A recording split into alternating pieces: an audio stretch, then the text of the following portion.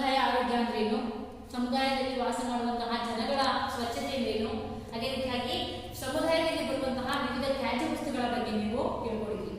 ತ್ಯಾಜ್ಯ ವಸ್ತುಗಳಲ್ಲಿ ಎರಡು ವಿಧ, ಘನರೂಪದ ತ್ಯಾಜ್ಯ ವಸ್ತುಗಳು ಮತ್ತೊಂದು ದ್ರವರೂಪದ ತ್ಯಾಜ್ಯ ವಸ್ತುಗಳು.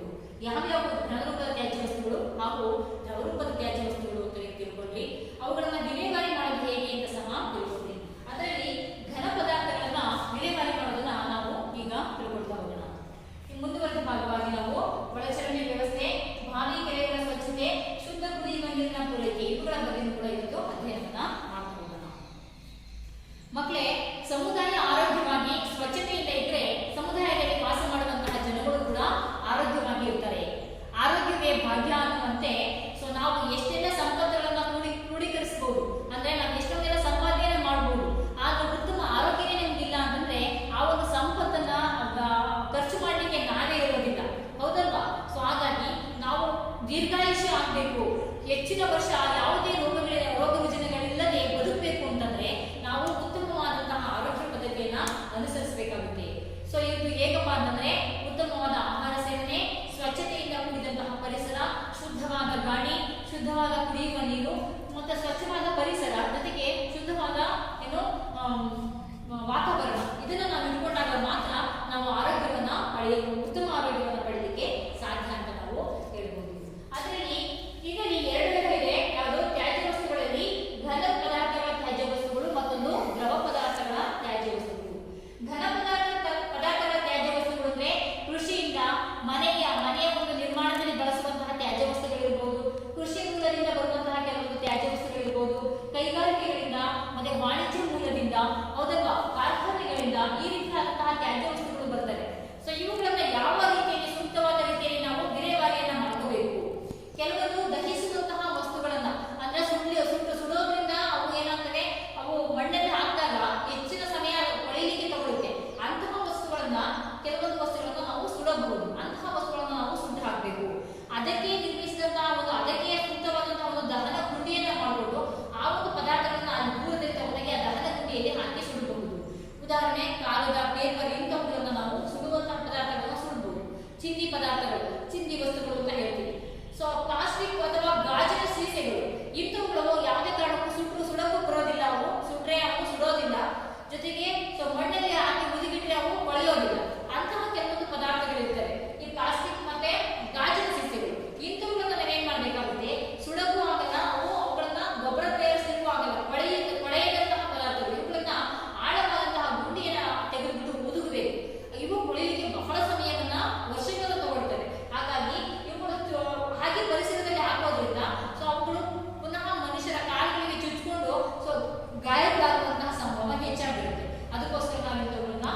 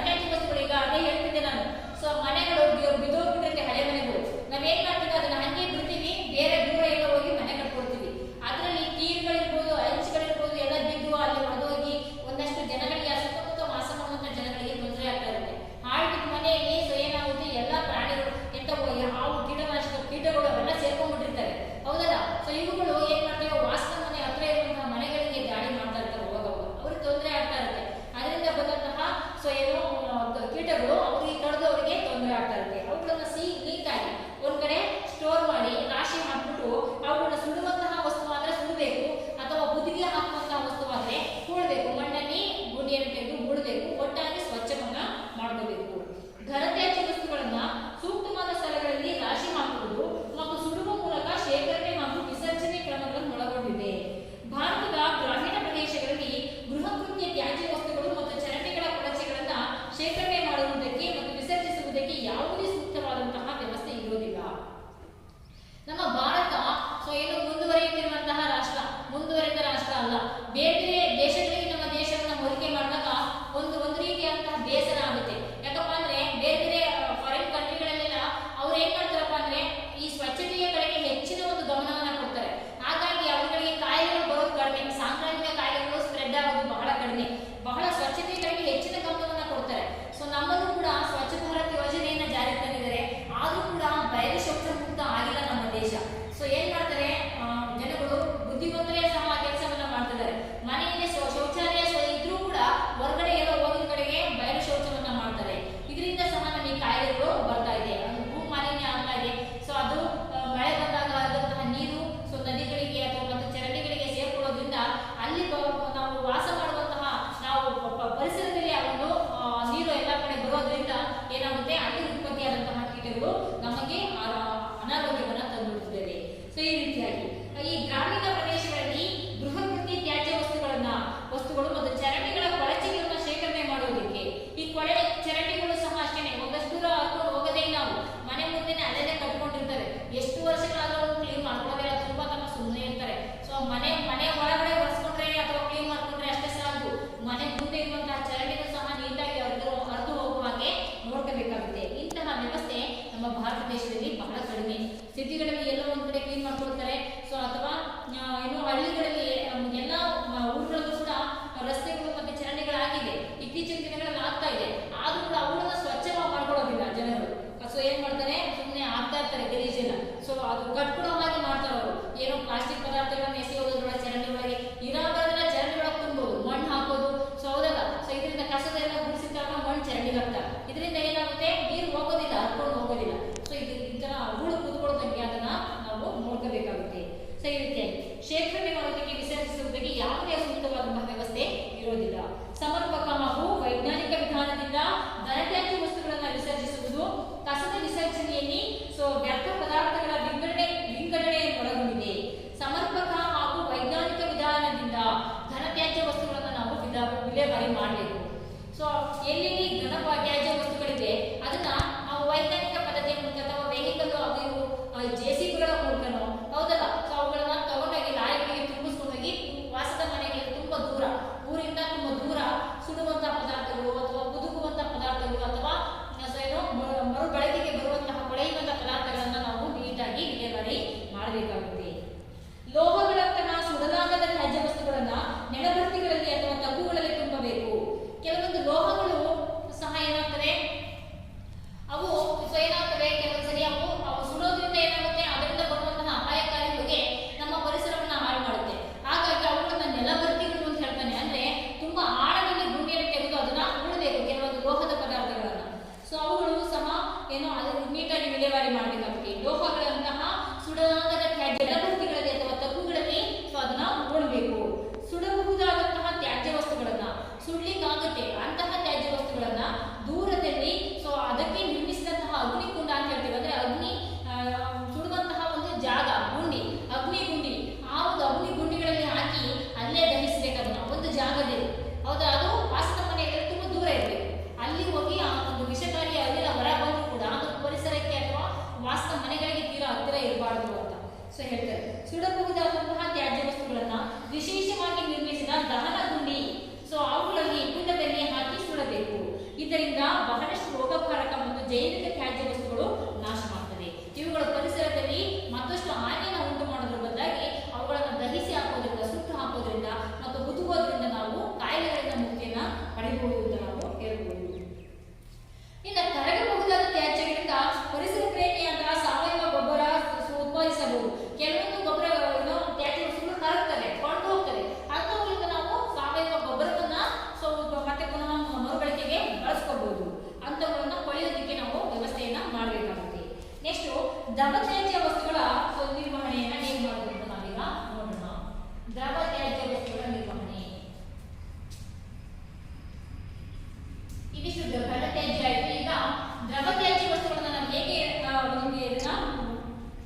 ನಿರ್ವಹಣೆಯನ್ನು ಮಾಡೋದನ್ನ ನೋಡ್ತಾ ಹೋಗೋಣ. ಹರಿಯುವ ಕೊಚ್ಚೆ ನೀರು, ಡಿಟರ್ಜೆಂಟ್ಗಳು, ವಾಣಿಜ್ಯ ಮತ್ತು ವಾಸಗೃಹ ಮೂಲಗಳಿಂದ ಅನೇಕ ವಿವಿಧ ಜೈವಿಕ ಮತ್ತು ಅಜೈವಿಕ ಮಾಲಿನ್ಯಕಾರಕಗಳು ಒಳಚರಂಡಿಯನ್ನು ಸೇರ್ತವೆ. ಸೊ ಗೃಹ ಉಪಯೋಗಿ ಅಂದ್ರೆ ಮನೆಗಳಲ್ಲಿ ನಾವು ಏನ್ ಮಾಡ್ತೀವಿ, ಡಿಟರ್ಜೆಂಟ್ಗಳನ್ನ ಬಳಸ್ತೀವಿ ಬಟ್ಟೆ ಒಗಿಲಿಕ್ಕೋಸ್ಕರ. ಸೊ ವಾಷಿಂಗ್ ಸೋಡಾ ಅಂತ ಹೇಳ್ತಾರಲ್ವಾ, ಅದನ್ನ ಆ ಸೋಪ್ ಮತ್ತು ಡಿಟರ್ಜೆಂಟ್ಗಳಲ್ಲಿ ಜಾಸ್ತಿ ಹಾಕಿರ್ತಾರೆ. ಅಂಥವುಗಳು ಸಹ ನಾವು ಕುಡಿಯುವಂತಹ ನೀರಿಗೆ ಏನಾದರೂ ಸೇರ್ಪಡೆ ಆದರೆ ಸೊ ಅಂತಹ ನೀರನ್ನು ನಾವು ಕುಡಿದಾಗ ನಮಗೆ ಆರೋಗ್ಯ ಹಾಳಾಗುತ್ತೆ. ಅದಕ್ಕೋಸ್ಕರ ಈ ವಾಷಿಂಗ್ ಸೋಡಾ ಅಂದ್ರೆ ಡಿಟರ್ಜೆಂಟ್ಗಳಲ್ಲಿ ಬಳಸುವಂತಹ ಕೆಮಿಕಲ್ ಏನಿದೆ ಅದು ಯಾವುದೇ ರೀತಿಯಾಗಿ ಕುಡಿಯುವಂತಹ ನೀರಿಗೆ ಹೋಗ್ತಿರೋ ಹಾಗೆ ನಾವು ನೋಡ್ಕೋಬೇಕು. ಸೂಕ್ತವಾದಂತಹ ಒಳಚರಂಡಿಯಲ್ಲಿ ಹೋಗುವ ಹಾಗೆ ವ್ಯವಸ್ಥೆಯನ್ನ ಮಾಡ್ಕೋಬೇಕು. ಸೊ ಊರಿನ ಪಕ್ಕದಲ್ಲೇ ಒಂದು ಬಾವಿ ಅಥವಾ ಕೆರೆ ಇದೆ, ಆ ಕೆರೆ ನೀರನ್ನೇ ಏನ್ ಮಾಡ್ತಾರೆ, ಊರಲ್ಲಿ ನೀರಿಲ್ಲ, ನೀರಿನ ವ್ಯವಸ್ಥೆ ಎಲ್ಲ ತಗೊಂಡ್ಬಂದು ಅದನ್ನೇ ಕುಡಿತಾ ಇದ್ದಾರೆ ಅಂತ ಅನ್ಕೊಂಡ್ರೆ ಆ ಕೆರೆಗೆ ಆ ನೀರು ಚರಂಡಿಗಳ ನೀರೆಲ್ಲ ಹೋಗ್ತಿರೋ ಹಾಗೆ ನೋಡ್ಕೋಬೇಕಾಗುತ್ತೆ. ಆ ರೀತಿಯಾಗಿ ಸ್ವಚ್ಛವಾಗಿ ಇಟ್ಕೋಬೇಕು ನಾವು. ಸುತ್ತಮುತ್ತ ಈ ಬಾವಿ ಆಯ್ತು, ಬಾವಿಯಲ್ಲಿ ಜಲ ಬರ್ತಿದೆ ಅಂತಂದ್ರೆ ನಾವು ಚರಂಡಿ ನೀರನ್ನ ಅಲ್ಲೇ ಹತ್ರ ಬಿಟ್ಟರೆ ಅದೇ ನೀರು ಹಿಂಗುತ್ತೆ ಮತ್ತೆ ಪುನಃ ಜಲವಾಗಿ ಬರುತ್ತೆ, ಹೌದಲ್ವಾ? ಅದೇ ರೀತಿಯಾಗಿ ಅದಕ್ಕೋಸ್ಕರ ಬಾವಿಯ ಸುತ್ತಮುತ್ತ ಯಾವುದೇ ಕಾರಣಕ್ಕೂ ಕೊಳಚೆ ಇಲ್ಲದ ಹಾಗೆ ನಾವು ಎಚ್ಚರಿಕೆಯನ್ನು ವಹಿಸಬೇಕಾಗುತ್ತೆ. ಹರಿಯುವ ಕೊಚ್ಚೆ ನೀರು ಅಂದ್ರೆ ಒಳಚರಂಡಿಗಳಲ್ಲಿ ಹರಿಯುವಂತಹ ಕೊಚ್ಚೆ ನೀರು, ಡಿಟರ್ಜೆಂಟ್ಗಳು ಬಟ್ಟೆಯಿಂದ ವಾಶ್ ಮಾಡುವಂಥದ್ದು, ಮತ್ತೆ ಹಸು ದನಕರುಗಳನ್ನ ವಾಶ್ ಮಾಡಿದಾಗ ಬರುವಂತಹ ಡಿಟರ್ಜೆಂಟ್ನ ನೀರುಗಳು, ವಾಣಿಜ್ಯ ಮತ್ತು ವಾಸಗೃಹ ಮೂಲಗಳಿಂದ ಅನೇಕ ವಿವಿಧ ಜೈವಿಕ ವಾಣಿಜ್ಯ ಅಂದ್ರೆ ಸೊ ಮಾಲ್ಗಳು ಅಥವಾ ಸೊ ವ್ಯಾಪಾರಿ ಅಂಗಡಿಗಳು, ಸೊ ಇಂಥವುಗಳಿಂದಲೂ ಕೂಡ ಕಾರ್ಖಾನೆಗಳು ಅಂತ ಹೇಳ್ಬೋದು, ಇವುಗಳಿಂದಲೂ ಸಹ ತ್ಯಾಜ್ಯ ವಸ್ತುಗಳು ಬರ್ತವೆ. ಈ ಕಾರ್ಖಾನೆಗಳಲ್ಲಿ ಉತ್ಪತ್ತಿ ಮಾಡಬೇಕಾದ್ರೆ ಈ ಉದಾಹರಣೆ ತಗೋಬಹುದು ನೀವು, ಕಾಯರ್ ಇಂಡಸ್ಟ್ರಿ ಅಂತ ನೋಡಿದಿರಿ. ಕಾಯರ್ ಅಂದ್ರೆ ಅದು ನಾರಿನ ಒಂದು ಫ್ಯಾಕ್ಟರಿ. ನಾರು ಫ್ಯಾಕ್ಟರಿಯಲ್ಲಿ ಈ ತೆಂಗಿನ ಸಿಪ್ಪೆಯಿಂದ ನಾರನ್ನ ತೆಗಿತಾರೆ. ಆ ತೆಗೆದ ಬರ್ತದಲ್ಲ ರಸ, ಅದನ್ನೆಲ್ಲ ತಗೊಂಡೋಗಿ ದ್ರವ ರೂಪದ ತ್ಯಾಜ್ಯ ಅದು ತಗೊಂಡೋಗಿ ಹತ್ರ ಇರುವಂತಹ ಯಾವ್ದಾದ್ರು ಒಂದು ಕೆರೆ ಬಿಟ್ಟಿರ್ತಾರೆ. ಯಾಕಂದ್ರೆ ಅಲ್ಲಿ ಅವರ ಒಂದು ಫ್ಯಾಕ್ಟರಿ ಹತ್ರನ ಇಟ್ಕೊಂಡು ಅದನ್ನ ಕೆಟ್ಟ ವಾಸನೆ ಬರುತ್ತೆ. ಅದಕ್ಕೋಸ್ಕರ ಏನ್ ಮಾಡ್ತಾರೆ, ಆ ಪೈಪ್ ದೂರಕ್ಕೆ ಕನೆಕ್ಟ್ ಮಾಡ್ಬಿಟ್ಟು ಯಾವ್ದಾದ್ರು ಒಂದು ಇದಕ್ಕೆ ಬಿಟ್ಟಿರ್ತಾರೆ. ಅವರು ಯಾವ್ದಾದ್ರು ನದಿಗೋ ಅಥವಾ ಚರಂಡಿಗೋ ಸಪ್ಲೈ ಮಾಡ್ಬಿಟ್ಟಿರ್ತಾರೆ ಅದನ್ನ. ಸೊ ಹಾಗಾಗಿ ಅದ್ರಿಂದ ಏನೋ ಅವರಿಗೆ ಹತ್ರ ಇರ್ತಾರೆ, ಅವ್ರ ಸುತ್ತಮುತ್ತ ವಾಸನೆ ಬರಲ್ಲ, ಅಲ್ಲಿ ವಾಸ ಮಾಡುವಂತಹ ಜನಗಳಿಗೆ ಅದರಿಂದ ತೊಂದರೆ ಆಗ್ತಾ ಇರುತ್ತೆ. ಸೊ ಈ ರೀತಿಯಾದಂತಹ ವಿಲೇವಾರಿ ವ್ಯವಸ್ಥೆಯನ್ನ ಸೊ ಯಾವುದೇ ಕಾರಣಕ್ಕೂ ಪಕ್ಕ ಇರುವಂತಹ ನದಿ ಅಥವಾ ಸೊ ವಾಸನ ಮನೆಗಳ ಹತ್ತಿರ ಅದನ್ನ ಭದ್ರವಾಗಿ ನೋಡ್ಕೋಬೇಕಾಗುತ್ತೆ. ಸೊ ಈ ರೀತಿಯಾಗಿ ವಾಣಿಜ್ಯ ಮತ್ತು ವಾಸದ ಗೃಹಗಳ ಮೂಲಗಳಿಂದ ಸೊ ಏನು ಸ್ನಾನ ಮಾಡಿಕೊಂಡಂತಹ ನೀರಿರ್ಬೋದು, ಬಟ್ಟೆ ವಾಶ್ ಮಾಡಿದಂತಹ ನೀರಿರ್ಬೋದು, ಇಂಥವು ಅನೇಕ ವಿವಿಧ ಜೈವಿಕ ಮತ್ತು ಅಜೈವಿಕ ಮಾಲಿನ್ಯಕಾರಕಗಳು ಒಳಚರಂಡಿಯನ್ನು ಸೇರ್ತಾ ಇವೆ. ಸೊ ಭಾರತದ ಗ್ರಾಮೀಣ ಪ್ರದೇಶಗಳಲ್ಲಿ ಗೃಹ ಕೃತ್ಯ ತ್ಯಾಜ್ಯ ವಸ್ತುಗಳು ಮತ್ತು ಒಳಚರಂಡಿಗಳ ಕೊಳಚೆಗಳನ್ನ ಶೇಖರಣೆ ಮಾಡುವುದಕ್ಕೆ ಮತ್ತು ವಿಸರ್ಜಿಸುವುದಕ್ಕೆ ಯಾವುದೇ ಸೂಕ್ತವಾದ ವ್ಯವಸ್ಥೆ ಇರುವುದಿಲ್ಲ. ಸರಿಯಾದಂತಹ ಒಂದು ಸೂಕ್ತವಾದಂತಹ ವಿಲೇವಾರಿ ಭಾರತದಲ್ಲಿ ಎಲ್ಲ ಕಡೆ ಇಲ್ಲ, ಹೌದಲ್ಲ? ಯಾವುದೋ ಒಂದು ದೊಡ್ಡ ಸಿಟಿನಲ್ಲಿ ಯಾವುದೋ ನೀಟಾಗಿ ವಿಲೇವಾರಿ ಆಗ್ತಾ ಇರ್ಬೋದು, ಆದ್ರೆ ಹಳ್ಳಿಗಾಡಿ ಎಲ್ಲಾ ಕಡೆ ಯಾವ ಒಳಚರಂಡಿ ವ್ಯವಸ್ಥೆಗಳು ಇನ್ನೂ ಸಹ ಆಗಿಲ್ಲ. ಕಾಮಗಾರಿ ನಡೀತಾ ಇದೆ ಗ್ರಾಮ ಪಂಚಾಯತಿಯಿಂದ. ಸೊ ಇಂತಹ ಕಡೆ ಏನಪ್ಪಾ ಅಂದ್ರೆ ಕಾಯಿಲೆಗಳು ಮನೆ ಮುಂದೆನೆ ಅವರು ನೀರನ್ನ ಹರಿಸ್ಕೊಳ್ತಾ ಇದ್ದಾರೆ. ಸೊ ಏನು ಬಚ್ಚಲ್ ನೀರೆಲ್ಲ ಮನೆ ಮುಂದೆ ಹರಿತಾ ಇದೆ, ಮನೆ ಅದನ್ನೇ ಗಾಳಿ ಕುಡಿತಾರೆ, ಅದೇ ಸೊಳ್ಳೆಗಳಿಂದ ರಚಿಸ್ಕೊತಾರೆ, ಮತ್ತೆ ಪುನಃ ಕಾಯಿಲೆಯಿಂದ ಹರಡ್ತಾರೆ. ಅದಕ್ಕೋಸ್ಕರ ಸೂಕ್ತವಾಗಿ ಒಳಗಡೆ ಹೋಗುವ ಹಾಗೆ ಒಳಚರಂಡಿಯಲ್ಲೇ ಆ ನೀರು ಹೋಗುವ ಹಾಗೆ ವ್ಯವಸ್ಥೆಯನ್ನ ಮಾಡಬೇಕಾಗುತ್ತೆ. ಚರಂಡಿ ಕೊಳಚೆ ಸಂಸ್ಕರಣಾ ಘಟಕ ಕೈಗಾರಿಕಾ ಮತ್ತು ನಗರ ವಲಯಗಳಿಂದ ಹರಿಯುವ ಕಲುಷಿತವಾದ ನೀರನ್ನ ಸಂಸ್ಕರಿಸಿದ ನಂತರವೇ ನೀರಾವರಿಗಾಗಿ ಬಳಸಬಹುದು. ದ್ರವ ತ್ಯಾಜ್ಯಗಳ ಸಂಸ್ಕರಣಾ ವಿಧಾನದ ಮಾದರಿಯ ಚಿತ್ರಗಳನ್ನ ಈ ಕೆಳಗೆ ಕೊಡಲಾಗಿದೆ. ನಿಮಗೆ ತಿಳಿದಿರಲಿ ಮಕ್ಕಳ, ದೊಡ್ಡ ದೊಡ್ಡ ಸಿಟಿಗಳಲ್ಲಿ ಏನೇ ಡ್ರೈನೇಜ್ ನೀರು ಎಲ್ಲಿ ಹೋಗುತ್ತೆ ಗೊತ್ತಾ? ಅದನ್ನೆಲ್ಲ ಒಂದ್ ಕಡೆ ಶೇಖರಣೆ ಮಾಡಿ ಅದನ್ನ ಪ್ಯೂರಿಫೈ ಮಾಡಿ ಅದ್ ಮತ್ತೆ ಪ್ಯೂರ್ ವಾಟರ್ ಅನ್ನಾಗಿ ಮಾಡಿ ಪುನಃ ಸಪ್ಲೈ ಕೊಡ್ತಾರೆ. ಆತರ ಎಲ್ಲಾ ಕಡೆ ಏನಿದೆ, ಹೌದಲ್ವಾ? ಅವುಗಳನ್ನ ಸಂಸ್ಕರಣೆ ಮಾಡುವಂಥದ್ದು ಅಂದ್ರೆ ಒಳಚರಂಡಿ ನೀರಿರ್ಬೋದು, ಕೊಳಚೆ ನೀರಿರ್ಬೋದು, ಇವುಗಳನ್ನೆಲ್ಲ ಒಂದ್ ಕಡೆ ದೊಡ್ಡ ದೊಡ್ಡ ಪೈಪ್ಗಳಲ್ಲಿ ಶೇಖರಣೆ ಮಾಡ್ತಾರೆ ಅಥವಾ ನದಿಗಳ ತರ ಹರಿತಾ ಇರುತ್ತೆ. ನೀವು ಬೆಂಗಳೂರು, ದೆಹಲಿ ಇಂಥ ಸಿಟಿಗಳನ್ನ ನೋಡಿ, ದೊಡ್ಡ ದೊಡ್ಡ ದಿನ ಅಂತ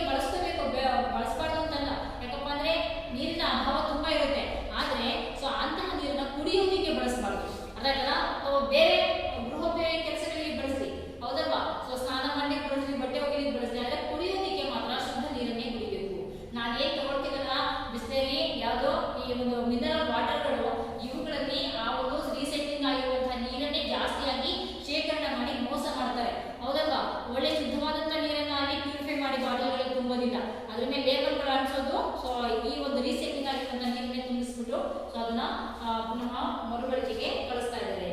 ಇದು ಇಂತಹ ವ್ಯವಸ್ಥೆ ಸೊ ಎಲ್ಲ ಕಡೆ ಇರೋದಿಲ್ಲ, ಅರ್ಥ ಆಯ್ತಲ್ವಾ? ಈ ರೀತಿಯಾಗಿ ಈ ಪುಸ್ತಕದಲ್ಲಿ ಚಿತ್ರ ಇದೆ ಮಕ್ಕಳ, ನೋಡ್ತಾ ಇರಬಹುದು ನೀವು. ಇನ್ನೊಂದ್ಸರಿ ಇದನ್ನ ನೋಡ್ಕೊಳ್ಳಿ. ಸೊ ಯಾವ ರೀತಿಯಾಗಿ ಕೊಳಚೆ ನೀರನ್ನ ಪೈಪ್ಗಳ ಮೂಲಕ ಹರಿಸಿ ಅದನ್ನ ಪ್ಯೂರಿಫೈ ಮಾಡಿ ಪುನಃ ಶುದ್ಧ ನೀರನ್ನಾಗಿ ಮಾಡಿ ಪುನಃ ನಗರದ ಎಲ್ಲ ಮನೆಗಳಿಗೆ ಬೀದಿ ನದಿಗಳಿಗೆ ಸಪ್ಲೈ ಮಾಡ್ತಾರೆ ಅಂತ ಅಂದ್ಬಿಟ್ಟು ಈ ಒಂದು ಇದರಲ್ಲಿದೆ. ಘನರೂಪದ ವಸ್ತುಗಳ ನಿರ್ವಹಣೆ, ಅದೇ ರೀತಿಯಾಗಿ ಘನರೂಪದ ಕಸಗಳು ಯಾವ ರೀತಿಯಾಗಿ ಶೇಖರಣೆ ಮಾಡಿದರೆ ಒಂದ್ಸರಿ ನೋಡಿ ನಿಮ್ಮ ಟೆಕ್ಸ್ಟ್ ಬುಕ್ ಅಲ್ಲಿ ನೋಡಿ ಯಾವ ರೀತಿಯಾಗಿ ಘನರೂಪದ ತ್ಯಾಜ್ಯಗಳನ್ನೆಲ್ಲ ಶೇಖರಣೆ ಮಾಡಿ ಒಂದ್ ಕಡೆ ಹಾಕ್ಬಿಟ್ಟು ಅಲ್ಲಿ ಸುಡಬಹುದಾದಂತಹ ವಸ್ತುಗಳು, ಸೊ ನೆಕ್ಸ್ಟ್ ಉದುಗಬಹುದಾದಂತಹ ವಸ್ತುಗಳು, ಹಾಗೇನೆ ಸೊ ನೆಕ್ಸ್ಟ್ ಕಾಂಪೋಸ್ಟ್ ಗೊಬ್ಬರವನ್ನು ತಯಾರಿಸುವಂತಹ ವಸ್ತುಗಳನ್ನ ಬೇರ್ಪಡಿಸಿ ಅವುಗಳನ್ನ ವಿಲೇವಾರಿ ಮಾಡ್ತಾರೆ. ಅದೇ ರೀತಿಯಾಗಿ ಇಲ್ಲಿ ಘನ ಪದಾರ್ಥದ ವಸ್ತುಗಳನ್ನ ಯಾವ ರೀತಿಯಾಗಿ ನಿರ್ವಹಣೆಯನ್ನ ಮಾಡಿದ್ದಾರೆ ಅಂತ ನೀವು ಪುಸ್ತಕದಲ್ಲಿ ನೋಡಬಹುದು. ಇಲ್ಲಿ ನೋಡಿ ಈ ಕಡೆ ಚಿತ್ರ 103ರಲ್ಲಿ 10.35 ಚರಂಡಿ ಕೊಳಚೆ ಸಂಸ್ಕರಣಾ ಘಟಕ ಅಂತ ಇದೆ. ಚರಂಡಿ ಕೊಳಚೆ ಸಂಸ್ಕರಣಾ ಘಟಕ ಅಂತ ಇಲ್ಲಿ ಯಾವ ರೀತಿಯಾಗಿ ನೋಡಿ ರೊಚ್ಚು ದಹನ, ಕಾಂಪೋಸ್ಟೆಡ್ ಅಥವಾ ಮಣ್ಣಿನ ಮಿಶ್ರಿತಿ ಅಂತ ಇದೆ. ಕೆಲವೊಂದು ರಾಸಾಯನಿಕಗಳನ್ನ ಹಾಕಿ ಆ ಗಲೀಜಾಗಿರುವಂತಹ ನೀರನ್ನ ಸೊ ತೊಟ್ಟಿಗಳನ್ನ ಇರ್ತವೆ, ಅವುಗಳು ಯಾವ ರೀತಿಯಾಗಿ ಬೇರ್ಪಡಿಸ್ತಾ ಹೋಗಿ ಶುದ್ಧ ನೀರಾಗಿ ಬದಲಾವಣೆಯನ್ನ ಹೊಂದುತ್ತೆ ಅನ್ನೋದನ್ನ ನೀವು ಈ ಒಂದು ಪುಸ್ತಕದಲ್ಲಿ ನೋಡಬಹುದು. ಈ ರೀತಿಯಾಗಿ ಸಂಸ್ಕರಣೆಯನ್ನ ಮಾಡಿ ಅವುಗಳನ್ನ ಶುದ್ಧ ನೀರಾಗಿ ಪರಿವರ್ತನೆ ಮಾಡಿ ಪುನಃ ಮರುಬಳಕೆಗೆ ಬರೋ ಹಾಗೆ ಮಾಡ್ತಾರೆ. ಸೊ ಇಲ್ಲಿ ಯಾವುದು ಸಹ ವೇಸ್ಟ್ ಆಗೋದಿಲ್ಲ. ಈ ಒಂದು ವ್ಯವಸ್ಥೆ ಎಲ್ಲಾ ಸಿಟಿಗಳಿಗೂ ಬರಬೇಕು. ಅದೇ ರೀತಿಯಾಗಿ ಹಳ್ಳಿಗಳಲ್ಲೂ ಕೂಡ ಇದು ನೀಟಾಗಿ ಒಂದ್ ಕಡೆ ಸಂಸ್ಕರಣಾ ಘಟಕಗಳನ್ನ ಸ್ಥಾಪನೆ ಮಾಡಬೇಕು ಅನ್ನುವಂಥದ್ದು ಒಂದು ಮನವಿ ಅಂತ ನಾವು ಹೇಳ್ಬೋದು. ನೆಕ್ಸ್ಟ್ ಇದಿಷ್ಟು ಘನತ್ಯಾಜ್ಯ ವಸ್ತುಗಳು ಮತ್ತು ಅವುಗಳ ವಿಲೇವಾರಿ, ಘನತ್ಯಾಜ್ಯ ವಸ್ತುಗಳು ಯಾವುವು ಮತ್ತು ಅವುಗಳ ವಿಲೇವಾರಿ. ಈಗ ಮುಂದಿನ ಒಂದು ಭಾಗದಲ್ಲಿ ನಾವು ನೋಡೋಣ ಬಾವಿ ಮತ್ತು ಕೆರೆಗಳ ಸ್ವಚ್ಛತೆಯ ಬಗ್ಗೆ ನೋಡ್ತಾ ಹೋಗೋಣ. ಇಲ್ಲಿ ಬಾವಿ ಕೆರೆಗಳ ಸ್ವಚ್ಛತೆ ಏನು, ಈ ಬಾವಿ ಮತ್ತು ಕೆರೆಗಳ ಸ್ವಚ್ಛತೆಯನ್ನು ನಾವು ಹೇಗೆ ಮಾಡ್ಕೋಬೇಕು? ಎಲ್ಲ ಹಳ್ಳಿಗಾಡಿಗೆ ಬಾವಿಗಳಿರ್ತವೆ, ಓಪನ್ ವೇಲ್ಗಳು, ಅದೇ ರೀತಿಯಾಗಿ ಕೆರೆಗಳು, ಹೌದಲ್ಲ? ಊರಿನ ಸುತ್ತಮುತ್ತ ಕೆರೆಗಳನ್ನ ಇಟ್ಕೊಂಡಿರ್ತಾರೆ ನೋಡಿ. ಬಾವಿಗಳಲ್ಲಿ ತೆರೆದ ಬಾವಿ ಮತ್ತು ಕೊಳವೆ ಬಾವಿ ಎಂದು 2 ವಿಧಗಳಿವೆ. ಬಾವಿಗಳಲ್ಲಿ 2 ವಿಧ, ಕೊಳವೆ ಬಾವಿ ಮತ್ತೊಂದು ತೆರೆದ ಬಾವಿ, ಓಪನ್ ವೇಲ್ ಮತ್ತೆ ಸೊ ಕೊಳವೆ ಬಾವಿ ಅಂತಂದ್ರೆ ಏನಪ್ಪಾ ಅಂದ್ರೆ ನೀವು ಬೋರ್ವೆಲ್ಗಳನ್ನ ಹಾಕಿಸ್ತೀರಿ ಅಲ್ವಾ, ಜಮೀನಲ್ಲಿ ಅಥವಾ ಇದರಲ್ಲಿ ಬೋರ್ವೆಲ್ಗಳನ್ನ ಹಾಕಿಸ್ತೀರಿ, ಅವು ಕೊಳವೆ ಬಾವಿ. ಒಂದು ಪೈಪ್ ಅಷ್ಟೇ ಜಾಗದಲ್ಲಿ ಭೂಮಿಯನ್ನ ಹೊರದ್ಬಿಟ್ಟು ಅಲ್ಲಿ ಒಂದು ನೀರನ್ನ ತೆಗೆಯುವಂಥದ್ದು, ಪಂಪನ್ನ ಇಟ್ಬಿಟ್ಟು ಮೋಟರ್ನ ಹಾಕ್ಬಿಟ್ಟು ನೀರನ್ನ ಮೇಲೆತ್ತುವಂಥದ್ದು, ಇದಕ್ಕೆ ನಾವು ಕೊಳವೆ ಬಾವಿ ಅಂತ ಹೇಳ್ತೀವಿ, ಬೋರ್ವೆಲ್ ಅಂತ ಹೇಳ್ತೀವಿ. ಸೊ ಓಪನ್ ವೇಲ್ ಅಂದ್ರೆ ತೆರೆದ ಬಾವಿಗಳು, ಅಗಲವಾಗಿರುವಂತಹ ಕಲ್ಬಾವಿ ಎಲ್ಲ ಊರುಗಳಲ್ಲಿ ಇರ್ತಾವಲ್ಲ, ಇವುಗಳು ಓಪನ್ ವೇಲ್ಗಳು. ಈ ರೀತಿಯಾಗಿ 2 ವಿಧಗಳಿವೆ. ಬಾವಿಗಳ ಸುತ್ತಮುತ್ತಲೂ ಕೈಗಾರಿಕೆಗಳು ಇಲ್ಲದಿರುವುದು ಸೂಕ್ತ. ನಾನು ಅವಾಗಲೇ ಹೇಳ್ತಿದ್ದೆ, ಈ ಕೈಗಾರಿಕೆಗಳು ಕಾರ್ಖಾನೆಗಳಿಂದ ಬರುವಂತಹ ದ್ರವರೂಪದ ತ್ಯಾಜ್ಯ ಏನಿದೆ ಅಥವಾ ಘನರೂಪದ ತ್ಯಾಜ್ಯ ಇರ್ಬೋದು, ಇವುಗಳನ್ನ ಏನ್ ಮಾಡ್ತಾರೆ, ಈ ದ್ರವರೂಪದ ತ್ಯಾಜ್ಯವನ್ನ ಆಳಕ್ಕೆ ಗುಂಡಿಯನ್ನ ತೆಗೆದುಬಿಟ್ಟು ಅವರ ದೊಡ್ಡ ದೊಡ್ಡ ಪೈಪ್ಗಳ ಮೂಲಕ ಕೆಳಗೆ ಬಾವಿಗೂ ಅಥವಾ ಕೆರೆಯ ಒಳಗಡೆನ ನೀರು ಮಾಡಿಬಿಟ್ಟಿರ್ತಾರೆ. ನಮಗೆ ಗೊತ್ತೇ ಆಗೋದಿಲ್ಲ ಅದು, ಅರ್ಥ ಆಯ್ತಲ್ಲ? ಸೊ ಅದಕ್ಕೆ ಹೋಗ್ತಾ ಇರುತ್ತೆ ನೀರು ಹೋಗಿ ಹೋಗಿ ಆ ಶೇಖರಣೆ ಆಗಿರುವಂತ ನೀರೆಲ್ಲ ಮಲಿನ ಆಗ್ತಾ ಇರುತ್ತೆ. ಸೊ ಅಲ್ಲಿ ವಾಸ ಮಾಡುವಂತಹ ಜಲಚರಗಳು ಅವು ಸಹ ಸತ್ತೋಗ್ತಾ ಇರ್ತವೆ. ಇಲ್ಲ ಮತ್ತೆ ಅವುಗಳು ಏನ್ ಮಾಡ್ತವೆ, ಆ ಒಂದು ಕೆಮಿಕಲ್ ತಿಂದು ಅವುಗಳು ಬೆಳೆದಿರ್ತವೆ. ಅಂತಹ ಒಂದು ನೀರನ್ನ ಅಥವಾ ಏರಿಗಳನ್ನು ತಿನ್ನೋದ್ರಿಂದ ಸಹ ಮನುಷ್ಯನಿಗೆ ಕಾಯಿಲೆಗಳು ಬರುತ್ತೆ, ಅರ್ಥ ಆಯ್ತಲ್ವಾ? ಸೊ ಅಥವಾ ಜಲಚರಗಳು ಸತ್ತೋಗುವಂತಹ ಕೆಮಿಕಲ್ ಆ ಒಂದು ನೀರಿಗೆ ಬಿಟ್ಟಿರ್ತಾರೆ. ಅಂತಹ ನೀರನ್ನು ನಾವು ಮರುಬಳಕೆಯನ್ನ ಮಾಡೋದ್ರಿಂದ ಏನಾಗುತ್ತೆ, ನಮಗೂ ಸಹ ಕಾಯಿಲೆ ಬರುತ್ತೆ. ಅದಕ್ಕೋಸ್ಕರ ಬಾವಿ ಕೆರೆಗಳ ಸುತ್ತಮುತ್ತ ಕಾರ್ಖಾನೆಗಳು ಅಥವಾ ಕೈಗಾರಿಕೆಗಳು ಇಲ್ಲದಿರುವುದು ಬಹಳ ಸೂಕ್ತ ಅಂತ ಹೇಳ್ತಾರೆ. ನೆಕ್ಸ್ಟ್, ಬಾವಿಯನ್ನು ಉಪಯೋಗಿಸಿದ ವೇಳೆಯಲ್ಲಿ ಅದರ ಬಾಯಿಯನ್ನು ಮರ ಅಥವಾ ಲೋಹದ ಹಲಗೆಯಿಂದ ಮುಚ್ಚಿರುವುದರಿಂದ ಕಸಕಡಿ, ಧೂಳು, ಕೀಟಗಳು ನೀರಿನೊಳಗೆ ಬೀಳುವುದಿಲ್ಲ ಅಂತ ಹೇಳ್ತಾರೆ. ಇದು ಎಷ್ಟು ಸಾಧ್ಯ ನಮಗೆ ಗೊತ್ತಿಲ್ಲ. ಓಪನ್ ವೇಲ್ ಅಂದ್ರೆ ಸ್ವಲ್ಪ ಅಗಲ ಇದ್ರೆ ಏನಾದ್ರೂ ವ್ಯವಸ್ಥೆ ಮಾಡಬಹುದು, ನೀರಿದೆ ಸೊ ಏನೋ ಬಳಕೆಗೆ ಮಾತ್ರ ತಗೊಂಡ ತಕ್ಷಣ ಮರದ ವಸ್ತು ಅಥವಾ ತಗಡು ಅಥವಾ ಪ್ಲಾಸ್ಟಿಕ್ ಶೀಟ್ ಇಂದ ಮುಚ್ಚಿಬಿಡೋದು. ಆದ್ರೆ ಸೊ ಈ ಕಲ್ಬಾವಿಗಳನ್ನ ಎಲ್ಲರೂ ಮುಚ್ತಾರೆ. ಊರುಗಳಲ್ಲಿ ಎಲ್ಲ ಊರುಗಳಲ್ಲಿ ಕಲ್ಬಾವಿಗಳು ದೊಡ್ಡ ದೊಡ್ಡ ಬಾವಿಗಳಿರ್ತವೆ, ಅದನ್ನ ಮುಚ್ಚಕ್ಕೆ ವ್ಯವಸ್ಥೆ ತುಂಬಾ ಕಷ್ಟ. ಹಾಗಾಗಿ ಆ ಓಪನ್ ವೇಲ್ ಇರುವಂತಹ ನೀರಿಗೆ ಧೂಳು ಬಿದ್ದಿರುತ್ತೆ, ಕಸದ ಬಿದ್ದಿರುತ್ತೆ, ಪ್ರತಿಯೊಂದು ಎಲ್ಲದೂ ಆಗಿರುತ್ತೆ. ಸೊ ಅಂತಹ ಬಾವಿಗಳನ್ನ ಮುಚ್ಚಲಿಕ್ಕೆ ಕಷ್ಟ ಆಗುತ್ತೆ. ಆದ್ರೆ ಹೇಳ್ತಾರೆ, ಬಾವಿಯನ್ನು ಉಪಯೋಗಿಸದ ವೇಳೆ ಅಥವಾ ಅದು ಉಪಯೋಗಕ್ಕೆ ಬಾರದಂತಹ ಸಮಯದಲ್ಲಿ ಆ ಬಾವಿಯನ್ನ ಮರ ಅಥವಾ ಲೋಹದ ಹಲಗೆಯಿಂದ ಸೊ ಮುಚ್ಚಿಡುವುದರಿಂದ ಕಸಕಡಿ, ಧೂಳು, ಕೀಟಗಳು ನೀರಿನೊಳಗೆ ಬೀಳೋದಿಲ್ಲ ಅಂತ ಹೇಳ್ತಾರೆ. ನೆಕ್ಸ್ಟ್, ಬಾವಿಯ ಸುತ್ತ ಎತ್ತರದ ಗೋಡೆ ಇರಬೇಕು.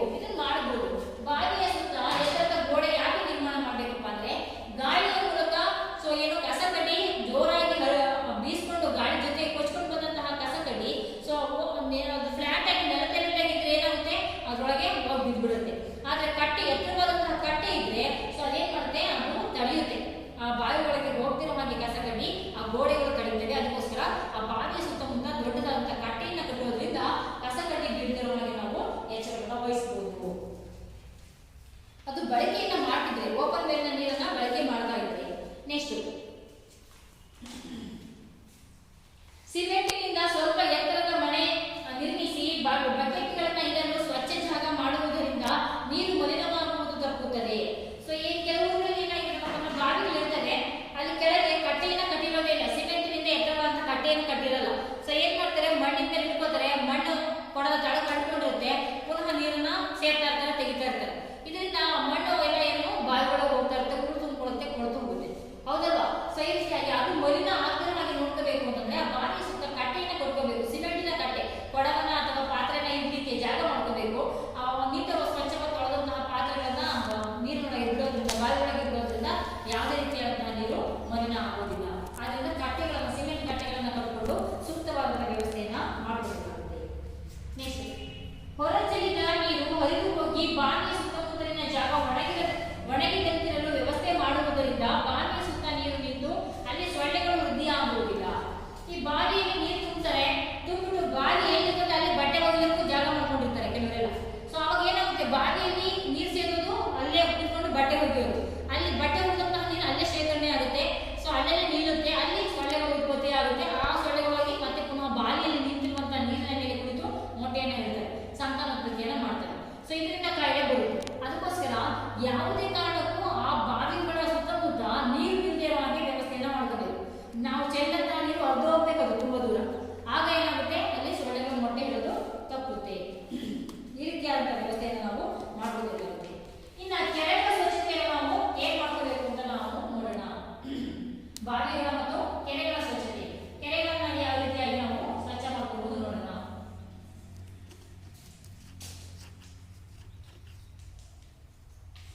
ಕೆರೆಗಳ ಸ್ವಚ್ಛತೆ,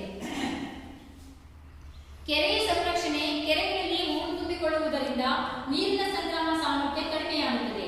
ಆದ್ದರಿಂದ ಕೆರೆಗಳಲ್ಲಿ ಹೂಳೆತ್ತುವುದು ಅವಶ್ಯಕ. ಸೊ ಏನಾಗುತ್ತಪ್ಪ ಅಂದ್ರೆ, ಕೆರೆಗಳಲ್ಲಿ ಹೂಳು ತುಂಬಿಕೊಂಡಿರುತ್ತೆ, ಮಣ್ಣು, ಹೂಳು ಮೀನ್ಸ್ ಮಣ್ಣು. ಆ ಮಣ್ಣು ಜಾಸ್ತಿ ತುಂಬಿಕೊಂಡಿದ್ದಾಗ ನೀರು, ಕೆರೆಯಲ್ಲಿರುವಂತಹ ನೀರು ಏನಾಗುತ್ತೆ, ಸೊ ಮಲಿನವಾಗುತ್ತೆ. ಜೊತೆಗೆ ಆ ಕೆರೆಯ ನೀರು ಹಿಡಿಯುವಂತಹ ಕೆಪಾಸಿಟಿ ಕಡಿಮೆ ಆಗುತ್ತೆ. ನೀರು ತುಂಬಾ ಶೇಖರಣೆ ಮಾಡಬಹುದು, ಆದ್ರೆ ಆ ಹೂಳೆ ಅರ್ಧಕ್ಕಿದ್ದಾಗ ಕಡಿಮೆ ನೀರು ಸಂಗ್ರಹ ಆಗುತ್ತೆ. ಸೊ ಇದರಿಂದ ಏನಾಗುತ್ತೆ, ನಮಗೆ ಬೇರೆ ಸಮಯದಲ್ಲಿ ಅಂದ್ರೆ ಮಳೆಗಾಲದಲ್ಲಿ ಸ್ವಲ್ಪ ನೀರಷ್ಟೇ ಇರುತ್ತೆ, ಬೇಸಿಗೆ ಬಂದ ತಕ್ಷಣ ಆವಿಯಾಗಿ ನೀರು ಕೆರೆಯಲ್ಲಿ ಇಲ್ದೇ ಇರೋ ಹಾಗಾಗುತ್ತೆ. ಅದರಿಂದ ಪ್ರತಿ ವರ್ಷಕ್ಕೆ ಅಥವಾ 2 ವರ್ಷಕ್ಕೊಮ್ಮೆ ಆ ಕೆರೆಯಲ್ಲಿರುವಂತಹ ಹೂಳನ್ನ ಎತ್ಕೊಂಡು ಅಥವಾ ಕೆರೆ ಸ್ವಚ್ಛತೆ ಮಾಡ್ಕೊಳ್ಳೋದ್ರಿಂದ ಅದು ನೀರನ್ನ ಮಳೆಗಾಲದಲ್ಲಿ ಮಳೆ ಬಂದಾಗ ಹೆಚ್ಚು ನೀರನ್ನು ಸಂಗ್ರಹ ಮಾಡಬಹುದು ಕೆರೆಯಲ್ಲಿ. ಜೊತೆಗೆ ಕೆರೆಗೆ ಸಹ ಸ್ವಚ್ಛವಾಗಿರುತ್ತೆ. ಅದರಿಂದ ಪ್ರತಿ 2 ವರ್ಷ ಅಥವಾ 1 ವರ್ಷಕ್ಕೊಮ್ಮೆ ಆ ಕೆರೆಯಲ್ಲಿ ತುಂಬಿರುವಂತಹ ಹೂಳನ್ನ ಎತ್ಕೋಬೇಕಾಗುತ್ತೆ. ಅಂದ್ರೆ ಮಳೆಯ ಒಂದು ಹರಿದಂತಹ ನೀರು ಮಣ್ಣಿನ ಜೊತೆ ಬರುತ್ತೆ, ಹಾಗಾಗಿ ಕೆರೆಯಲ್ಲಿ ಹೂಳು ತುಂಬಿಕೊಳ್ಳೋದು ಸಹಜ. ಆ ಹೂಳನ್ನ ಎತ್ಕೋಬೇಕು, ಕ್ಲೀನ್ ಮಾಡ್ಕೋಬೇಕು, ಆಗ ಕೆರೆಯಲ್ಲಿ ನೀರನ್ನ ಹೆಚ್ಚು ತುಂಬಬಹುದು ಅಂತ ನಾವು ಹೇಳ್ಬೋದು. ನೆಕ್ಸ್ಟ್, ಬಹುಪಾಲು ಕೆರೆಗಳು ಮಳೆಯನ್ನ ಅವಲಂಬಿಸಿರುವುದರಿಂದ ಬೇಸಿಗೆಯಲ್ಲಿ ಬತ್ತಿ ಹೋಗ್ತದೆ. ಬಹುಪಾಲು ಕೆರೆಗಳಲ್ಲಿ ಜಲ ಇರೋದಿಲ್ಲ. ಹೂಳನ್ನ ಎತ್ಕೊಂಡು ಸ್ವಚ್ಛವಾಗಿ ಇಟ್ಕೊಂಡ್ರೆ ಆ ನೀರು ಸಹ ಗಲೀಜಾಗೋದಿಲ್ಲ. ಹೂಳು ತುಂಬಿಕೊಂಡ್ರೆ ನೀರು ಗಲೀಜಾಗುವಂಥದ್ದು, ಹೌದಲ್ಲ? ಸೊ ಈ ಬಹುಪಾಲು ಕೆರೆಗಳು ಮಳೆಯನ್ನ ಅವಲಂಬಿಸಿವೆ. ಮಳೆಗಾಲದಲ್ಲಿ ಮಾತ್ರ ತುಂಬುತ್ತವೆ, ಮಳೆ ಹೋದ ತಕ್ಷಣ ಅವು ಒಣಗಿ ಹೋಗ್ತವೆ. ಯಾಕಪ್ಪ ಅಂದ್ರೆ ಬಿಸಿಲಿನ ಬೇಗೆಗೆ ಆ ನೀರೆಲ್ಲ ಆವಿಯಾಗಿ ಹೊರಟೋಗುತ್ತೆ. ಹಾಗಾಗಿ ಮತ್ತೆ ಮಳೆಗಾಲ ಬೇಸಿಗೆಗಾಲ ಬಂದ ತಕ್ಷಣ ನೀರು ಖಾಲಿಯಾಗುತ್ತೆ. ಕೆರೆಗಳಲ್ಲಿ ದನಕರುಗಳಿಗೆ ಸ್ನಾನ ಮಾಡಿಸಬಾರದು. ಸೊ ಊರಿನ ಹತ್ತಿರದಲ್ಲಿ ಕೆರೆ ಇದೆ, ಚೆನ್ನಾಗಿದೆ ನೀರು ಅಂತ ಅನ್ನೋದು ಹೋಗೋದು, ಇರೋವರ ಹಸುರನ್ನೆಲ್ಲ ಅಲ್ಲಿ ಹೋಗಿ ಸ್ನಾನ ಮಾಡಿಸೋದು. ಇದರಿಂದ ಏನಾಗುತ್ತಪ್ಪ ಅಂದ್ರೆ ನೀರು ಮಲಿನ ಆಗುತ್ತೆ, ಹೌದಲ್ವಾ? ದನಕರುಗಳನ್ನು ಸ್ನಾನ ಮಾಡಿಸೋದ್ರಿಂದ ಅದು ಯಾವುದೇ ರೀತಿಯಾದ ಉಪಯೋಗಕ್ಕೆ ಬರದಾಗುತ್ತೆ ನೀರು. ಹೀಗೆ ದನಕರುಗಳಲ್ಲಿ ಸ್ನಾನ ಮಾಡಿಸಬಾರ್ದು. ಪಾತ್ರೆ ಮತ್ತು ಬಟ್ಟೆಗಳನ್ನು ತೊಳೆಯಬಾರದು. ಪಾತ್ರೆಗಳನ್ನ ತೊಳೆಯೋದಕ್ಕೆ ಡಿಟರ್ಜೆಂಟ್ ಅನ್ನ ಬಳಸ್ತೀವಿ, ಬಟ್ಟೆ ತೊಳೆಯೋದಕ್ಕೆ ಸಹ ನಾವು ಸೋಪ್ ಡಿಟರ್ಜೆಂಟ್ ಅನ್ನ ಬಳಸ್ತೀವಿ.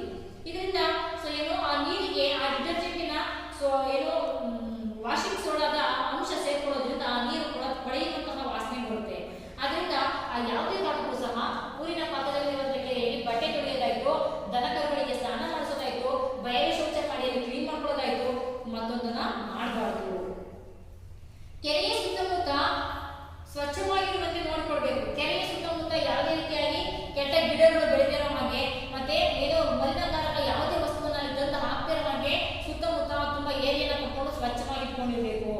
ಕೆರೆಗಳಲ್ಲಿ ಕಸವನ್ನು ಹಾಕಬಾರ್ದು. ಯಾವುದೇ ಕಾರಣಕ್ಕೂ ಅಲ್ಲೊಂದು ಕೆರೆ ತಗೋಬಾರ್ದು, ಕಸ ಮನೆ ಹತ್ರ ತಗೋಬಾರ್ದು, ಪ್ಲಾಸ್ಟಿಕ್ ತೆಗೆದು ಕೆರೆಗೆ ಸೇರುತ್ತೆ. ಸೊ ಇದರಿಂದ ಏನಾಗುತ್ತಪ್ಪ ಅಂತಂದ್ರೆ ಅದು ಅಲ್ಲಿ ಕೊಳೆತು ಸೊ ಅಲ್ಲಿ ಏನಾಗುತ್ತೆ ಕಾಯಿಲೆಗಳು ಕೀಟಗಳು ಉತ್ಪತ್ತಿ ಆಗ್ತವೆ, ಕಾಯಿಲೆಗಳು ವೃದ್ಧಿಯಾಗುತ್ತೆ. ಕೆರೆಗಳಲ್ಲಿ ಯಾವುದೇ ಕಾರಣಕ್ಕೂ ಕಸವನ್ನು ಹಾಕಬಾರ್ದು. ಕೆರೆಯ ಸುತ್ತ ಕಟ್ಟೆಯನ್ನು ಕಟ್ಟುವುದರಿಂದ ನೀರು ಮಾಲಿನ್ಯವಾಗದಂತೆ ಮತ್ತು ಕೆರೆ ಸ್ವಚ್ಛವಾಗಿರುವಂತೆ ನೋಡ್ಕೊಳ್ಬಹುದು. ಬಾವಿಯ ಸುತ್ತ ಹೇಗೆ ಕಟ್ಟೆಯನ್ನು ಕಟ್ತೀವಿ ಹಾಗೆ ಕೆರೆಯ ಸುತ್ತಲೂ ಸಹ ಕಟ್ಟೆಯನ್ನು ಕಟ್ಟಬೇಕು. ಏರಿ ಹೇಳ್ತಾರಲ್ಲ ಕೆರೆಗೆ, ಆ ರೀತಿಯ ಏರಿಯನ್ನು ಕಟ್ಕೊಂಡಿರ್ಬೇಕು. ಆಗ ಗಾಳಿಯ ಮೂಲಕ ಬಂದಂತಹ ಕಸ ಕಡ್ಡಿ ಕೆರೆಗಳಿಗೆ ಬೀಳೋದಿಲ್ಲ. ಸೊ ನೆಕ್ಸ್ಟ್, ಕೆರೆಯ ಚರಂಡಿಗಳಲ್ಲಿ ಹರಿಯುವ ಸಂಸ್ಕರಣೆಗೊಳಿಸಿದ ನೀರು ಸಮೀಪದ ಕೆರೆಗಳನ್ನು ಸೇರದಂತಿರಬೇಕು. ತೆರೆದ ಚರಂಡಿಗಳಲ್ಲಿ ಹರಿಯುವ ಸಂಸ್ಕರಣೆಗೊಳಿಸಿದ ನೀರು ಅಂದ್ರೆ ಸಂಸ್ಕರಣೆ ಒಳಪಡಿಸಿದ ನೀರು ಅಂತ ಹೇಳ್ತಾರೆ. ಅಂದ್ರೆ ಊರಿನಲ್ಲಿ ಚರಂಡಿಗಳು ಇರ್ತವೆ, ಅವುಗಳನ್ನ ಯಾವುದೇ ಕಾರಣಕ್ಕೂ ಸಂಸ್ಕರಣೆ ಮಾಡಿಲ್ಲ. ಅಂತಹ ನೀರು, ಕೊಳಚೆ ನೀರು ಯಾವುದೇ ಕಾರಣಕ್ಕೂ ಕೂಡ ಅವುಗಳನ್ನ ಕೆರೆಗಳಿಗೆ ಹೋಗ್ತಿರೋ ಹಾಗೆ ಎಚ್ಚರವನ್ನು ವಹಿಸಬೇಕು. ಅರ್ಥ ಆಯ್ತಲ್ವಾ? ಆ ಚರಂಡಿ ನೀರೆಲ್ಲ ಒಂದು ಕೆರೆಗೆ ಹೋಗ್ತಾ ಇದ್ರೆ ಆ ಕೆರೆಯಲ್ಲಿರುವಂತಹ ನೀರು ಸಹ ಮಲಿನವಾಗುತ್ತೆ. ಇದಿಷ್ಟು ಏನಾಗುತ್ತೆ, ಕೆರೆಗಳ ಸ್ವಚ್ಛತೆ.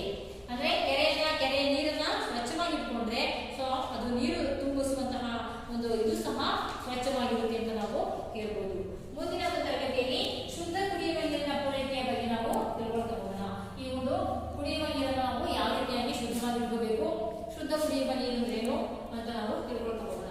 ಮಕ್ಕಳೇ, ನೀವೀಗ ಬೆಳೆ ಸಮುದಾಯದ ಆರೋಗ್ಯ ಅಂದ್ರೇನು, ತ್ಯಾಜ್ಯ ವಸ್ತುಗಳಲ್ಲಿ ಎರಡು ವಿಧ, ಘನ ತ್ಯಾಜ್ಯ ಮತ್ತು ದ್ರವ ತ್ಯಾಜ್ಯ ವಸ್ತುಗಳನ್ನ ಅವು ಯಾವುವು, ಅವುಗಳನ್ನ ಯಾವ ರೀತಿಯಾಗಿ ವಿಲೇವಾರಿ ಮಾಡ್ಕೋಬೇಕು, ಅದೇ ರೀತಿಯಾಗಿ ಒಳಚರಂಡಿ ವ್ಯವಸ್ಥೆ ಅಂದ್ರೇನು, ಯಾವ ರೀತಿಯಾಗಿ ನಾವು ಒಳಚರಂಡಿ ವ್ಯವಸ್ಥೆಯನ್ನ ಸ್ವಚ್ಛವಾಗಿ ಇಟ್ಕೋಬೇಕು, ಮತ್ತು ಬಾವಿ ಮತ್ತು ಕೆರೆಗಳ ಸ್ವಚ್ಛತೆಯ ಬಗ್ಗೆ ನಾವು ಈ ತನಕ ತಿಳ್ಕೊಳ್ತಾ ಹೋಗ್ತೀವಿ. ಮುಂದಿನ ಒಂದು ತರಗತಿಯಲ್ಲಿ ನಾವು ಶುದ್ಧವಾದಂತಹ ಕುಡಿಯುವ ನೀರಿನ ಪೂರೈಕೆ ಹೇಗಾಗಬೇಕು ಅಂತ ನಾವು ನೋಡ್ತಾ ಹೋಗೋಣ. ಧನ್ಯವಾದಗಳು.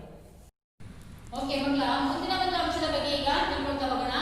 ಶುದ್ಧ ಕುಡಿಯುವ ನೀರಿನ ಪೂರೈಕೆ ಇದು ಬಹಳ ಮುಖ್ಯವಾಗಿ ಬೇಕು. ನಮಗೆ ಜೀವನಕ್ಕೆ ದಿನನಿತ್ಯ ಏನೇನೆಲ್ಲ ಬೇಕು? ಒಳ್ಳೆಯ ವಾಸದ ಮನೆ ಇರಬೇಕು, ಶುದ್ಧವಾದಂತಹ ನೀರು ಇರಬೇಕು, ಶುದ್ಧವಾದಂತಹ ಆಹಾರ ಇರಬೇಕು, ಅದೇ ರೀತಿಯಾಗಿ ನಮ್ಮ ಪರಿಸರ ಶುದ್ಧವಾಗಿರಬೇಕು. ಹಾಗಾದ್ರೆ ಮಾತ್ರ ನಮ್ಮ ಆರೋಗ್ಯ ಚೆನ್ನಾಗಿರ್ಲಿಕ್ಕೆ ಸಾಧ್ಯ. ಈ ನೀರು ಎಷ್ಟು ಮುಖ್ಯ ಜೀವನದಲ್ಲಿ ಅಂದ್ರೆ, ಒಂದು ಬಹುಶಃ ಆಹಾರ ಇಲ್ಲದ್ರೂ ಕೂಡ ಬದುಕಬಹುದು, ಆದ್ರೆ ನೀರಿಲ್ಲದೇ ಬದುಕಲಿಕ್ಕೆ ಆಗಲ್ಲ. ಪ್ರತಿಯೊಂದು ಕೆಲಸ ಕಾರ್ಯಗಳಿಗೆ, ಗೃಹೋಪಯೋಗಿ ಇರ್ಬೋದು, ಸೊ ಅಥವಾ ಕೈಗಾರಿಕೆಗಳಿರ್ಬೋದು, ಎಲ್ಲದಕ್ಕೂ ಕೂಡ ಸೊ ಬೇಕೇ ಬೇಕಾದಂತಹ ಒಂದು ವಸ್ತು ಅಂತಂದ್ರೆ ಅದು ನೀರು. ಈ ಒಂದು ನೀರು ಎಲ್ಲಿ ನೋಡಿದ್ರೂ ನೀರಿದೆ, ಆದ್ರೆ ಅದೆಲ್ಲ ನೀರು ಕುಡಿಯಕ್ಕೆ ಯೋಗ್ಯವಾಗಿದೆಯಾ, ಆರೋಗ್ಯಪೂರ್ಣವಾಗಿದೆಯಾ ಆ ನೀರು ಅಂತ ನಾವು ನೋಡ್ಬೇಕಾಗುತ್ತೆ. ಹೌದಲ್ಲ? ಸೊ ಮಳೆಗಾಲ ಬರಲಿಲ್ಲ ಅಂದ್ರೆ, ಬರಗಾಲ ಬಂತು ಅಂದ್ರೆ ಹಲವಾರು ಕಾಯಿಲೆಗಳು ಶುರುವಾಗುತ್ತೆ. ಆದ್ರೆ ಮಳೆ ಬಂದಂತಹ ನೀರನ್ನು ನಾವು ಅಲ್ಲಿ ಶುದ್ಧೀಕರಿಸುವಲ್ಲಿ, ಶೇಖರಣೆ ಮಾಡುವಲ್ಲಿ ಏನಾಗ್ತಾ ಇದೀವಿ? ವಿಫಲವಾಗ್ತಾ ಇದೀವಿ. ಹೌದಲ್ಲ? ಅದನ್ನೆಲ್ಲ ಮಾಲಿನ್ಯ ಮಾಡ್ಕೊಳ್ತಾ ಇದೀವಿ ಇರುವಂತಹ ನೀರನ್ನ. ಸೊ ಅದನ್ನ ಹೇಗೆ ನಾವು ಮಾಲಿನ್ಯಕಾರಕಗಳಿಂದ ಮುಕ್ತಗೊಳಿಸಬೇಕು? ಶುದ್ಧ ಕುಡಿಯುವ ನೀರು ಅಂದ್ರೆ ಏನು? ಹಾಗಾದ್ರೆ ಶುದ್ಧ ಕುಡಿಯುವ ನೀರು ಅಂತಂದ್ರೆ ಯಾವುದೇ ರೀತಿಯಾದಂತಹ ಮಲಿನಕಾರಕಗಳಿಂದ, ಮಲಿನಕರವಾದಂತಹ ರೋಗಾಣುಗಳಿಂದ ಮುಕ್ತವಾಗಿರುವಂಥದ್ದು, ಮತ್ತು ಕೀಟನಾಶಕಗಳಿಂದ, ಮತ್ತು ಅದೇ ರೀತಿಯಾಗಿ ಯಾವುದೇ ರೀತಿಯಾದಂತಹ ಕೊಳಚೆಯಿಂದ ಮುಕ್ತವಾದಂತಹ ನೀರು, ಅದನ್ನು ನಾವು ಕುಡಿಯಲು ಯೋಗ್ಯವಾದಂತಹ ನೀರು ಅಂತ ಹೇಳ್ತೀವಿ. ಅಂದ್ರೆ ಮಲಿನಕಾರಕಗಳು, ರೋಗಾಣುಗಳು ಮತ್ತು ಫ್ಯಾಕ್ಟರಿಗಳಿಂದ ಬಂದಂತಹ ಯಾವುದೇ ಒಂದು ತ್ಯಾಜ್ಯ ವಸ್ತುಗಳನ್ನ ಆ ನೀರಿನಲ್ಲಿ ಬಿಡದೇ ಇದ್ದಾಗ ಅಂತಹ ನೀರನ್ನು ನಾವೇನಂತ ಕರಿತೀವಿ? ಶುದ್ಧವಾದ ಕುಡಿಯುವ ನೀರು ಅಂತ ಕರಿತೀವಿ. ಅಂದ್ರೆ ಸೊ ಅಂತಹ ನೀರಿನ ಬಗ್ಗೆ ಇವತ್ತು ನಾವು ತಿಳ್ಕೊಳ್ತಾ ಹೋಗೋಣ. ನೀರು ಬೇಕಾದಷ್ಟಿದೆ, ಆದ್ರೆ ಅದು ಕುಡಿಯಲು ಯೋಗ್ಯವಾಗಿದೆಯಾ ಅಂತ ನಾವು ನೋಡ್ಬೇಕಾಗುತ್ತೆ. ಸೊ ನೀರು ಅನ್ನುವಂಥದ್ದು ಬಹಳ ಎಲ್ಲರ ಜೀವನದಲ್ಲಿ ಬಹಳ ಮುಖ್ಯವಾದಂತಹ ಒಂದು ಅಂಶ ಅಂತ ನಾವು ಹೇಳ್ಬೋದು. ನೀರು ಎಲ್ಲಿಯೂ ನೀರು, ಕುಡಿಯಲು ಒಂದು ಹನಿಯೂ ನೀರಿಲ್ಲ. ಹೌದಲ್ಲ? ಎಲ್ಲಿ ಬೇಕಾದ್ರೂ ಎಲ್ಲೆಂದರಲ್ಲಿ ನೀರಿದೆ. ಬೇಕಾದಷ್ಟು ನದಿಗಳಿದ್ದಾವೆ, ಬೇಕಾದಷ್ಟು ಕೆರೆಗಳಿದ್ದಾವೆ, ಬಾವಿಗಳಲ್ಲಿ ನೀರಿದೆ, ಬೋರ್ವೆಲ್ಗಳಲ್ಲಿ ನೀರಿದೆ. ಆದ್ರೆ ಅದೆಲ್ಲದೂ ಕೂಡ ಕುಡಿಯಲು ಯೋಗ್ಯವಾಗಿಲ್ಲ. ಕಾರಣ ಏನಪ್ಪಾ ಅಂದ್ರೆ, ಸಮುದಾಯದಲ್ಲಿ ವಾಸ ಮಾಡುವಂತಹ ಜನ ಆ ನೀರನ್ನ, ಕುಡಿಯಲು ಯೋಗ್ಯವಾಗಿರುವಂತಹ ನೀರನ್ನ ತಾನೇ ತನ್ನ ಕೈಯಾರ ಮಲಿನ ಮಾಡ್ಕೊಂಡ್ಬಿಟ್ಟಿದ್ದಾನೆ. ಸೊ ನೋಡಿ, ಅನೇಕ ದೇಶಗಳ ಕುಡಿಯುವ ನೀರಿನ ಪರಿಸ್ಥಿತಿಯನ್ನ ಕುರಿತು ಕೋಲ್ಬ್ರಿಡ್ಜ್ ರವರು ಬಹಳ ಉತ್ತಮವಾಗಿ ಉಲ್ಲೇಖಿಸಿದ್ದಾರೆ. ಕೆಲವೊಂದು ನಮ್ಮ ದೇಶದಲ್ಲಾದ್ರೂ ಹೀಗೆ ಮಕ್ಕಳ, ಕೆಲವೊಂದು ದೇಶಗಳಲ್ಲಿ ಕುಡಿಯೋಕೆ ಶುದ್ಧವಾದಂತಹ ನೀರೇ ಇಲ್ಲ. ಸೊ ಹೇಗೆ ನೀವು ಕೊಲ್ಲಿ ರಾಷ್ಟ್ರಗಳನ್ನ ನೋಡ್ತಿರಲ್ವಾ? ಕೊಲ್ಲಿ ರಾಷ್ಟ್ರಗಳಲ್ಲಿ ಸೊ ಎಲ್ಲಿ ಏನು ಬೋರ್ವೆಲ್ಗಳನ್ನ ಮತ್ತು ಬಾವಿಗಳನ್ನ ತೆಗೆದ್ರು ಕೂಡ ಅಲ್ಲಿ ಪೆಟ್ರೋಲಿಯಂ ಪದಾರ್ಥ ಬರುತ್ತೆ, ಅವ್ರಿಗೆ ಕುಡಿಯೋಕೆ ನೀರಿಲ್ಲ. ನಾವೇಗೆ ಪೆಟ್ರೋಲಿಯಂ ಪದಾರ್ಥಗಳನ್ನ ದುಡ್ಡು ಕೊಟ್ಟು ಕೊಂಡ್ಕೋತೀವಿ, ಸೊ ಇದು ಸೀಮೆ ಎಣ್ಣೆ ಇವನ್ನೆಲ್ಲ ಕೊಂಡ್ಕೊಳ್ತೀವಲ್ವಾ, ಡೀಸೆಲ್ ಇದೆಲ್ಲ. ಸೊ ಅವರುಗಳು ನೀರನ್ನ ಕೊಂಡ್ಕೊಡ್ತಾರೆ ಹಾಗೇನೆ. ಹೌದಲ್ಲ? ದಿನ ಉಪಯೋಗಿಸುವಂತಹ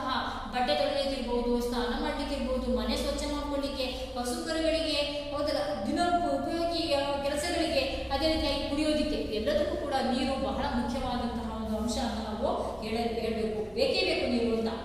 ಅನೇಕ ದೇಶಗಳ ಕುಡಿಯುವ ನೀರಿನ ಪರಿಸ್ಥಿತಿಯನ್ನ ಕುರಿತು ಕೋಲ್ರಿಡ್ಜ್ ರವರು ಬಹಳ ಉತ್ತಮವಾಗಿ ಉಲ್ಲೇಖಿಸಿದ್ದಾರೆ.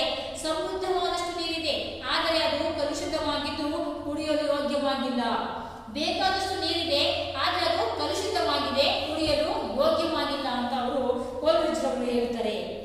ಆದರೆ ಅದು ಕಲುಷಿತವಾಗಿದ್ದು ಕುಡಿಯಲು ಯೋಗ್ಯವಾಗಿಲ್ಲ.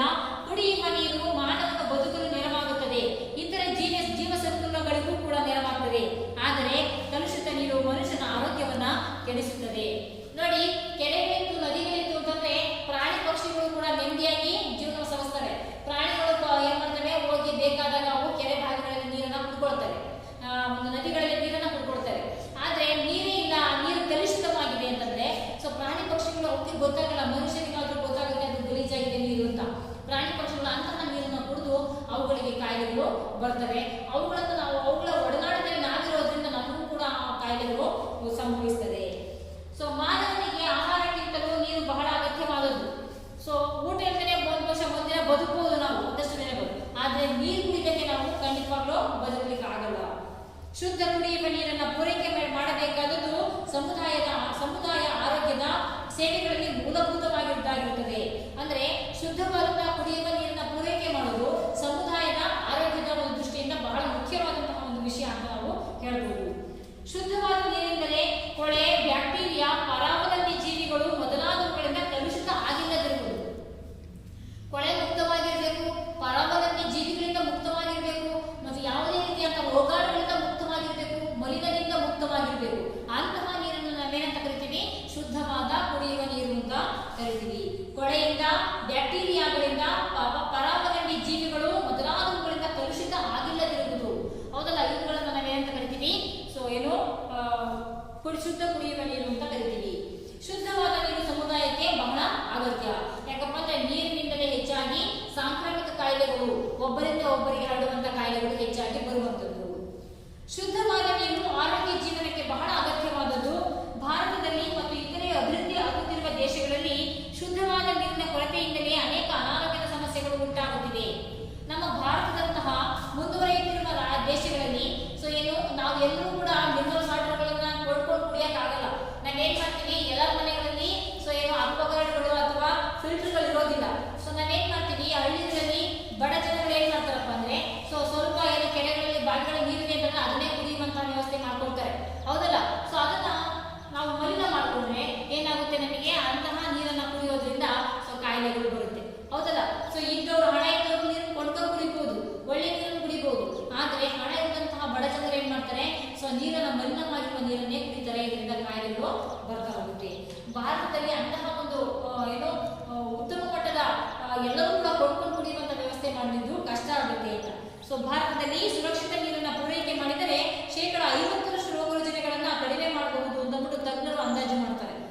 ಸೊ ಏನಾದ್ರೂ ಭಾರತದಲ್ಲೂ ಕೂಡ ಬೇರೆ ಬೇರೆ ದೇಶಗಳಲ್ಲಿ ಹೇಗೆ ಒತ್ತನ್ನು ಕೊಡ್ತಾರೋ ಆರೋಗ್ಯದ ಬಗ್ಗೆ, ಸೊ ಹಾಗೆ ಕಾಳಜಿಯನ್ನ ಕೊಟ್ಟು ಶುದ್ಧ ಕುಡಿಯುವ ನೀರನ್ನ ಪ್ರತಿಯೊಬ್ಬರ ಮನೆಗಳಿಗೆ, ಹಳ್ಳಿಗಾಡಿನ ಎಲ್ಲಾ ಜನಗಳಿಗೆ ಪೂರೈಕೆ ಮಾಡಿದ್ದೆ ಆದ್ರೆ ಸರಾಸರಿ ಆಯಸ್ಸು ಜಾಸ್ತಿ ಆಗ್ತಾ ಹೋಗುತ್ತೆ, 50% ಕಾಯಿಲೆ ಕಡಿಮೆ ಆಗುತ್ತಂತೆ. ಅಂದ್ರೆ ಯೋಚನೆ ಮಾಡಿ, ಕುಡಿಯುವ ನೀರು ಶುದ್ಧವಾಗಿರೋದು ಎಷ್ಟು ಮುಖ್ಯ ಅಂತ ಅಂದ್ಬಿಟ್ಟು. ಅಂದ್ರೆ ನಮಗೆ ಬರುವಂತಹ 100ರಷ್ಟು ಕಾಯಿಲೆಯಲ್ಲಿ 50ರಷ್ಟು ಕಾಯಿಲೆಗಳು ಸೊ ಯಾವ್ದ್ರಿಂದ ಬರ್ತಾ ಇದೆ, ಅಶುದ್ಧವಾದಂತಹ ನೀರನ್ನು ಕುಡಿಯೋದ್ರಿಂದ ಬರ್ತಾ ಇದೆ ಅಂತ ನಾವು ಹೇಳ್ಬೋದು. ಸುರಕ್ಷಿತ ನೀರಿನ ಪೂರೈಕೆ ಕುಡಿಯುವುದಕ್ಕೆ, ಅಡುಗೆ ಮಾಡುವುದಕ್ಕೆ ಮತ್ತು ಇತರೆ ಮನೆ ಕೆಲಸಗಳಿಗೆ ಮೂಲಭೂತವಾಗಿ ಬೇಕೇ ಬೇಕು. ಶುದ್ಧವಾದಂತಹ ನೀರು ನಮಗೆ ಕುಡಿಯೋದಕ್ಕೆ ಬೇಕು, ಅಡುಗೆ ಮಾಡ್ಲಿಕ್ಕೆ ಬೇಕು, ಮತ್ತು ಗೃಹ ಉಪಯೋಗಿ ಕೆಲಸ ಕಾರ್ಯಗಳು ಕೂಡ ಬೇಕೇ ಬೇಕು. ಅಡುಗೆ ಮಾಡಲು ಕುಡಿಯೋದಿಕ್ಕೆ ಮತ್ತು ಮನೆ ಕೆಲಸಗಳಿಗೆ ಮೂಲಭೂತವಾಗಿ ಬೇಕೇ ಬೇಕು. ಅಲ್ಲದೆ ಶುದ್ಧವಾದ ನೀರು ಒಳ್ಳೆಯ ಆರೋಗ್ಯಕ್ಕೆ ಉತ್ತಮ ಕಾಣಿಕೆ ಆಗ್ತದೆ, ಹೌದಲ್ಲ. ಸೊ ನಾವು ಎಲ್ಲಿ ಬೇಕಲ್ಲಿ ನೀರನ್ನ ಕುಡಿಬಾರ್ದು. ನೀರನ್ನ ಕುಡಿಯುವಾಗ ಎಚ್ಚರಿಕೆಯನ್ನು ವಹಿಸಬೇಕು. ಇದು ಎಲ್ಲಿ ನೀರು ಎಷ್ಟು ಕಲುಷಿತವಾಗಿದೆಯೋ, ಯಾವ ಕೆರೆಯೋ ಬಾರಿದೋ ಯೋಚನೆಯನ್ನ ಮಾಡಬೇಕು. ಅದಕ್ಕೋಸ್ಕರ ನಾವು ಎಲ್ಲೇ ಹೋದ್ರೂ ಕೂಡ ಸೊ ಟ್ರಾವೆಲಿಂಗ್ ಮಾಡುವಾಗ ನಾವು ನಮ್ಮ ಮನೆಯಲ್ಲಿ ನಮಗೆ ಗೊತ್ತಿರುವಂತಹ ಶುದ್ಧವಾದ ನೀರನ್ನ ತಗೊಂಡೋಗೋದು ಬಹಳ ಆರೋಗ್ಯದ ದೃಷ್ಟಿಯಿಂದ ಒಳ್ಳೆಯದು ಅಂತ ನಾವು ಹೇಳ್ಬೋದು. ವೈಯಕ್ತಿಕವಾಗಿ ಮತ್ತು ಸಮುದಾಯದ